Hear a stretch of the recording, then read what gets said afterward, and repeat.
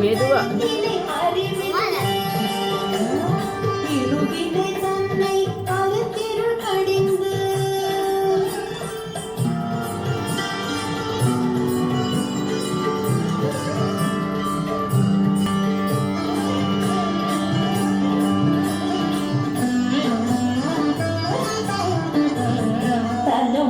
நான்கும் தந்தென கருளி மனமொரு மூன்றின் மயக்கம் மறுத்தே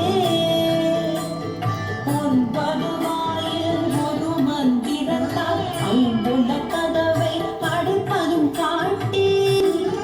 ஆராதாரத்து அங்கிசை நிலையும்